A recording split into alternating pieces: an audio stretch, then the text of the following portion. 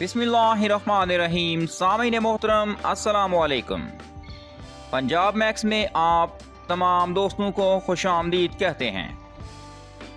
आज की वीडियो में हम चंद्रबंसी राजपूतों के एक बहुत बड़े ख़ानदान सलहरिया राजपूतों के मुतालिक नहायत अहम मालूमात फ़राहम करेंगे, जिसमें उनकी कदीम तारीख़, दौर हुकूमत, जंगी अदवार और कबूल इस्लाम वगैरह शामिल हैं। बुनियादी तौर पर राजपूतों के दो बड़े वंश थे, चंद्रवंश और सूरजवंश। राजपूत कौम के तमाम कबाइल और गोतों का निकास इन्हीं दो वंशों से मुआर्ज़े वजूद में आया। बाद के दौर में इन दोनों वंशों की बड़ी तादाद में शाखें तश्कील पाती गईं। कुछ मज़ीद वंश भी मशहूर हुए, लेकिन तमाम मुअर्रिखीन मुत्तफ़िक़ हैं कि बरसगीर पाक व हिंद के तमाम राजपूतों के ख़ानदान बुनियादी तौर पर चंद्रवंशी या सूरजवंशी हैं। आम तौर पर मुअर्रिखीन और मुसन्निफ़ीन ने सलहरिया कौम को चंद्रवंशी करार दिया है, जिनके आबा व अजदाद ने एक तवील अरसा तक पंजाब में हुक्मरानी की। इनका दारुल हुकूमत लाहौर शहर था। सलहरिया कौम का जिक्र पाक व हिंद पर लिखी गई कुतब, बिलखसूस राजपूत कौम की तारीख पर मबनी तमाम किताबों में मौजूद है। आज की वीडियो में जिन तारीखी कुतब से मालूमात ली गईं, इनमें तारीख़ मख़ज़न पंजाब, जिसके मुसन्निफ़ मुफ्ती ग़ुलाम सरवर कुरैशी हैं, ये 1877 को शाया हुई। इसके अलावा ज़ातों का इंसाइक्लोपीडिया, नजमुल तवारीख़, तवारीख़ राजपूता मुल्क पंजाब, पंजाब कास्टस, सरज़मीन ज़फ़रवाल बाय आतिश कश्मीरी, राजपूत तारीख़ के आईने में बाय ग़ुलाम अकबर मलक और तारीख़ जलीलिया बाय पीर ग़ुलाम दस्तगीर शामिल हैं। तवारीख़ अक़वाम राजपूत के मुसन्निफ़ मुंशी आशिक़ अली ख़ान नातिक़ लिखते हैं कि सलहरिया राजपूत पंजाब की एक मशहूर कौम है।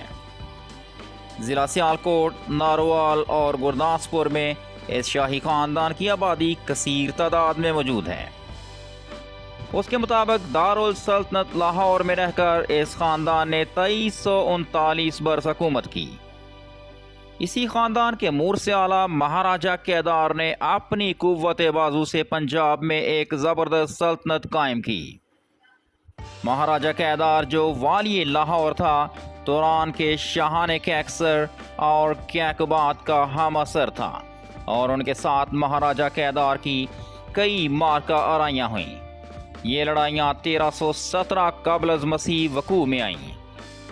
यही नहीं बल्कि अफरासियाब, तुरान के एक मशहूर बादशाह के साथ, जिसने 1243 क़ब्ल अज़ मसीह भारत वर्ष पर योरश की, केदार का बेटा संगल, जो इन अयाम में लाहौर का हुक्मरान था, अफरासियाब के मुकाबले में सीना स्पर होकर लड़ा। जब सिकंदर आज़म ने हिंदुस्तान पर हमला किया तो उस वक्त राजा संगल की औलाद में से राजा चंद्रगुप्त इक़्तिदार का मालिक था। उसने सिकंदर आज़म के गवर्नर सेलूकस को शिकस्त से दो चार किया और उसकी बेटी से शादी कर ली।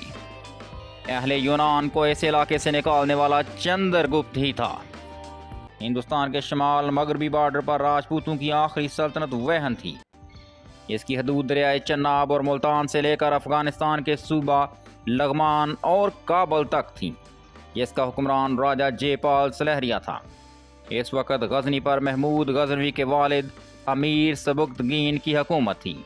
वहन और गज़नी के दरमियान जंगें रहती थीं। राजा जयपाल ने 2 बार गज़नी पर चढ़ाई की, लेकिन शमाल के सर्द मौसम की वजह से हिंदी फ़ौजों को कामयाबी न मिली। जब राजा सबुक्तगीन ने हिंदुस्तान पर चढ़ाई की तो उनके दरमियान सख्त जंग होती रही। आखिर बिला फैसला बादशाह गज़नी को वापस चला गया। बादशाह गज़नी के सुल्तान ने दोबारा हिंद पर योरश की तो राजा जयपाल ने कुल हिंद के राजों से मदद ली और एक बड़े लश्कर के साथ मुकाबले को आया। 18 दिन बाहम लड़ाई जारी रही। आखिर में जंग के दौरान राजा का हाथी खुद मैदान से भागा। हर चंद फीलबान ने कोशिश की, लेकिन पीछे को ना फिरा। इस वास्ते हिंद के लश्कर में हज़मियत वक़ू में आई और हज़ारों कत्ल हुए। راجہ جے پال نے اپنے بیٹے اننگ پال کو تخت نشین کیا اور خود آگ میں جل کر مر گیا۔ اننگ پال کی محمود غزنوی کے ساتھ پشاور کے مقام پر ایک بڑی جنگ ہوئی، جس میں ہندوستان سے تقریباً تمام راجپوتوں نے شرکت کی۔ ایک شدید لڑائی کے بعد میدان پر سلطان محمود کا پرچم بلند ہوا اور شمالی ہندوستان میں اسلام کی شمع روشن ہوئی۔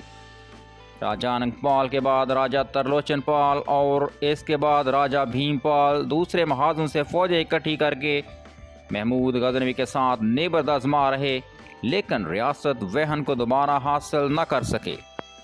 پھر جب سلطان فیروز شاہ کا وقت آیا تو راجہ سکت مکیر راجہ سل کا بیٹا فوج کا افسر قرار پایا۔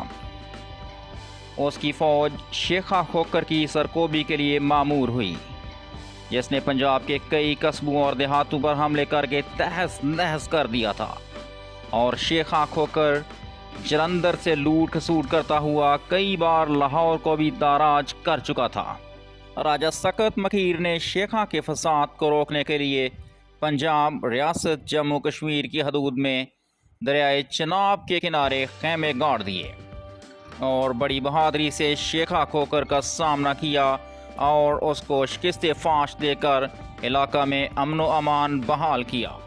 تھوڑی مدت کے بعد راجہ سکت مکیر نے پنجاب کے بہت سے علاقے پر تسلط قائم کر لیا اور اپنی علیحدہ ریاست قائم کر لی۔ قصبہ سلبری اپنے باپ کے نام سے آباد کیا، جس کا لقب سلہریہ تھا۔ اس کے بعد چند پشتوں تک اس کا راج قائم رہا۔ سلطان بہلول لودھی کے دور میں راجہ سہن پال سلہریہ برسر اقتدار تھا، جو پرتھی پال کا بیٹا تھا۔ راجہ سہن پال اپنے بیٹوں اور بھتیجوں سمیت حضرت عبد الجلیل چوہڑ بندگی کی تبلیغ کے نتیجے میں مسلمان ہو گیا۔ سامعین محترم، تاریخی شواہد کے مطابق راجگان سلہریہ میں سب سے پہلے مسلمان ہونے والا راجہ سہن پال ہی تھا۔ حضرت عبد الجلیل چوہڑ بندگی 1475 کو لاہور تشریف لائے۔ راجہ پرتھی پال کا دوسرا بیٹا جیت پال سلہریہ دولت اسلام سے محروم رہا، جس کی اولاد ہندوستان میں ہندو اور سکھ مذہب رکھتی ہے، لیکن اپنی پہچان سلہریہ راجپوت سے ہی کرواتے ہیں۔ پنجاب میں سلہریہ راجپوتوں کا اصل علاقہ سیالکوٹ اور ظفروال ہے، جس میں بے شمار قصبے اور دیہات سلہریہ راجپوتوں کی آبادی پر مشتمل ہیں۔ یہ اپنے نام کے ساتھ ٹھاکر، رانا اور چودھری کے لفظ استعمال کرتے ہیں۔ اس کے علاوہ ضلع لاہور میں بہت سے سلہریہ خاندان آباد ہیں۔ علاوہ ازیں گجرانوالا، راولپنڈی، جہلم، سرگودا، ملتان، گجرات اور کشمیر میں بھی سلہریہ خاندان آباد ہیں۔ صوبہ سرحد کے ضلع بنوں میں سلہریہ راجپوتوں کے چند خاندان آباد ہیں۔ جموں اور رام گڑھ میں بھی سلہریہ راجپوت آباد ہیں۔ ضلع گرداسپور کا علاقہ سلہر اسی خاندان کے نام سے مشہور ہے۔ باریے سیالکوٹ راجہ سل کا تعلق بھی سلہریہ راجپوتوں سے ہی تھا۔ سیالکوٹ کا علاقہ سلہر اسی قوم کی نسبت سے مشہور ہے۔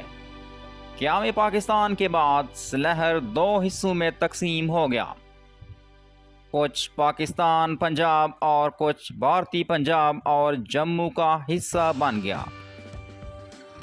اس ویڈیو میں ہمارا ساتھ دینے کے لیے آپ تمام دوستوں کا شکریہ۔ اگلی ویڈیو تک کے لیے اللہ حافظ۔